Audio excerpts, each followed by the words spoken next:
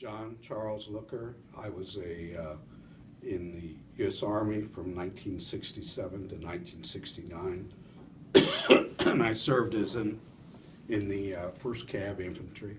Why did you join the service in the first place? Well, I really didn't join. I was drafted, but when I was drafted, it was something that I felt proud about doing and going through. It probably changed my entire life because when I was in your age and that, I was kind of wild. But I think once I got into the service, it tamed me down, gave me a little bit of responsibility, and made me a better person, I hope. What are some of your memorable stories from your time in the military? One of the best days, I think, when I was in the service was we had just come in from, we were usually out in the field from 30 to 45 days. And when we'd come into what they call landing zone, LZ. And we just came in. We'd been out for a long time. We were pretty crusty, dirty and nasty, and still had our packs on. And we'd just gotten in, and they set us down by a landing zone. Helicopters were coming in, throwing dust all over us and stuff. And we no more than sat down, still had our packs on our backs, and guy came up and he said, "Looker, Bayham, Longstreth, front and center, bring your weapons and some ammunition." I says, okay, what are we doing here? You know, we've been out for 30 to 45 days. So they pulled us out. We got into the back of a truck, and First Lieutenant Guy was in there. He had just gotten in country. He was from Texas, and he had got us in the back of the truck, and after we got through the gates and stuff, he says, "I brought you guys along because I wanted to go for a swim, and I need some protection."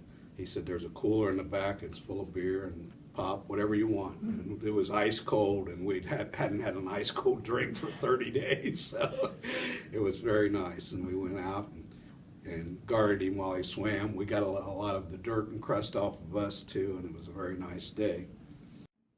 What did you find to be the most difficult about your time served in the military? Coming home.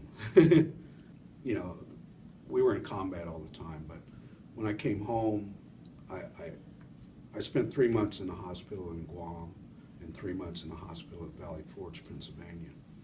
And when I came home, I didn't want to see my family. I was married at the time. I didn't want to see my wife. I didn't want to see my mother, father, or anybody.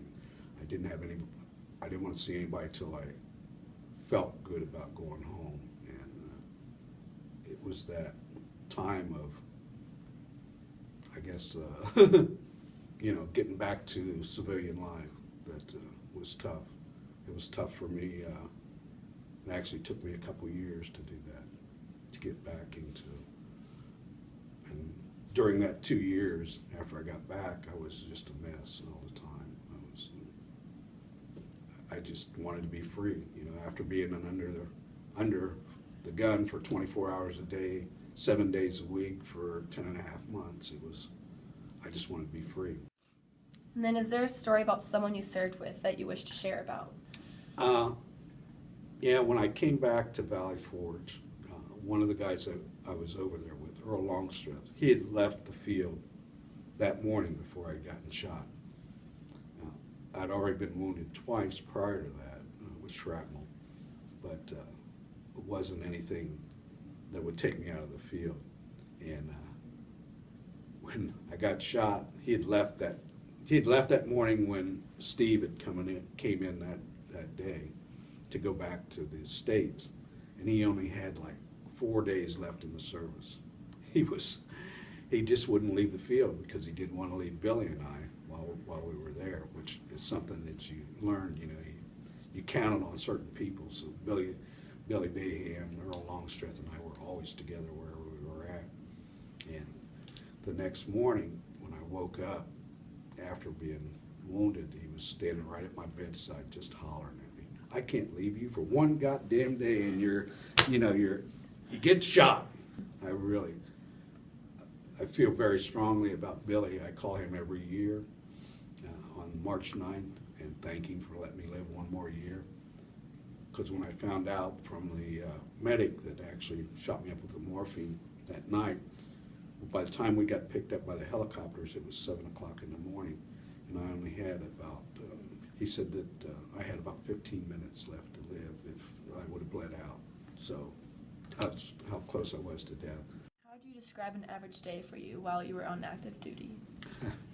Well, we'd start out in the morning. We usually get up at daylight, whatever time daylight was. We were in the field, so we were 3 to a foxhole. We would usually they'd pick us up in the helicopters early in the morning, take us to wherever the next firefight was. And we'd go through the firefight, and sometimes it would end at the end of the day. Sometimes we'd still be there to the next morning and stuff.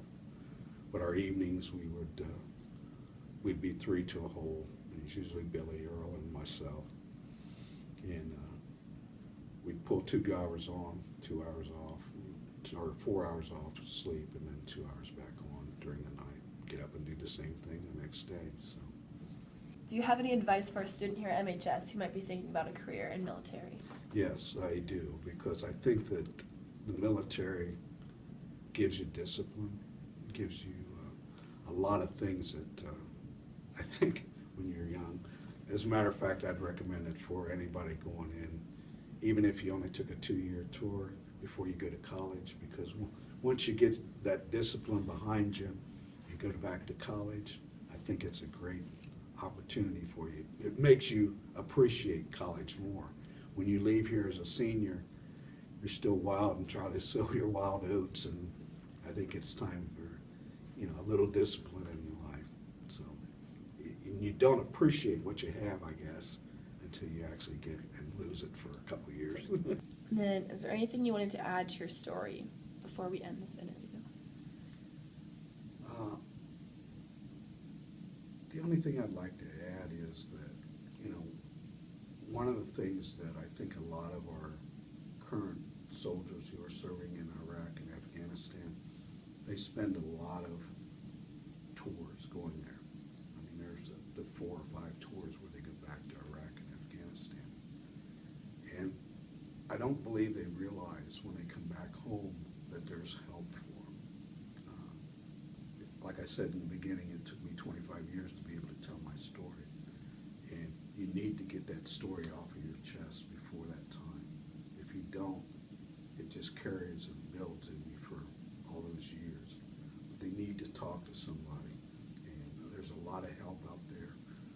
Veteran Services, a lot of help. The VA Health Centers, a lot of help.